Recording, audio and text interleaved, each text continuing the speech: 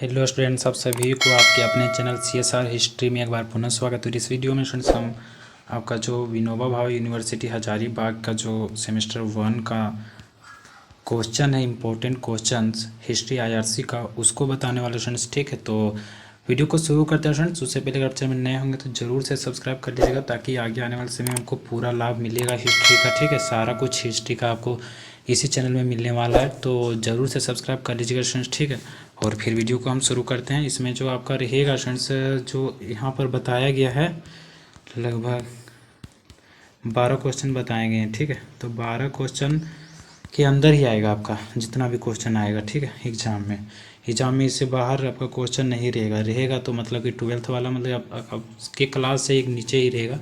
ठीक है, इससे आगे का जो है सो रह नहीं सकता। सेमेस्टर 2 का आपका कैसे रहेगा? ठीक है, तो आपका सेमेस्टर 1 में अगर रहेगा तो इन्हीं सब क्वेश्चंस रहेंगे स्टूडेंट्स। ठीक है, ये क्वेश्चन अगर आप तैयार करके जाते हैं तो लगभग सारा आप बना के आते हैं। ठीक है, बढ़िया से बना पाइएगा। तो स्टूडेंट्स देखते हैं कौन कौन सा क्वेश्चन है। हिस्ट्री IRC इंपॉर्टेंट क्वेश्चन आपका हो गया। सिंधु घाटी सभ्यता के नगर नियोजन के बारे में बताइए। सिंधु घाटी सभ्यता के बारे में सारा कुछ जान लेना है, उसके साथ साथ नगर नियोजन पर ज़्यादा प्रयास करना है जानने का, ताकि आपका अगर नगर नियोजन पर आए तो बढ़िया से लिख पाएँ। ठीक है, सेकंड क्वेश्चन ऋग्वेदिक युग और उत्तर वैदिक युग के बारे में आप क्या जानते हैं?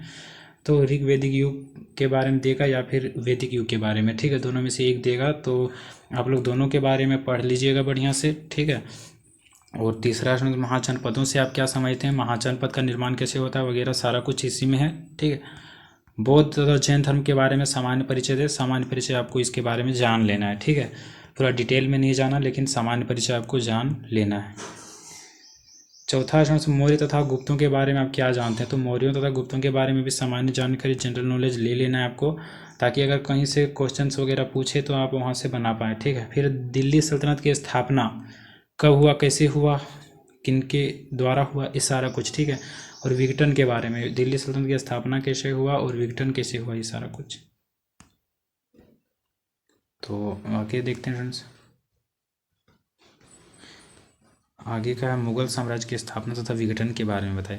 तो मुगल साम्राज्य की स्थापना कैसे हुआ, किनके द्वारा हुआ, कब हुआ, ये सारा कुछ, और फिर विघटन कैसे हुआ, ये सारा कुछ। ठीक, और कब हुआ। तो अगला देखते हैं बहमनी साम्राज्य और विजयनगर साम्राज्य के संदर्भ में क्षेत्रीय राजवंशों के बारे में बताइए। तो बहमनी साम्राज्य के बारे में पूरा जान लेना है, फिर विजयनगर साम्राज्य के बारे में जान लेना है, इनके समय में कौन कौन सा वंश था, तो ये सारा कुछ आपको जान लेना है। फिर 8वां नंबर क्वेश्चन, आदिवासी विद्रोहों के बारे में आप क्या जानते हैं?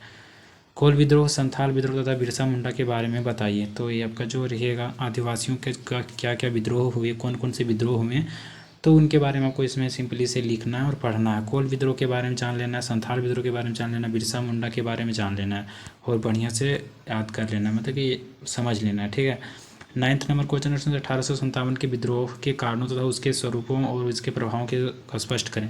तो 1857 का जो विद्रोह हुआ उसके क्या कारण थे, कारण आपको जान लेना है, इसके स्वरूप में क्या प्रकृति रही इसकी, मतलब कितना ये क्या रहा। ठीक है, फिर प्रभाव, इसके क्या प्रभाव पड़े।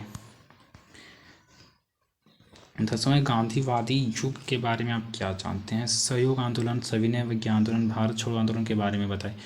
तो गांधीवादी युग के बारे में यही सब है, असहयोग आंदोलन, सविनय अवज्ञा आंदोलन, भारत छोड़ो आंदोलन, ये तीनों में से तीनों को पढ़ लेना, कब हुआ, कैसे हुआ, सारा कुछ।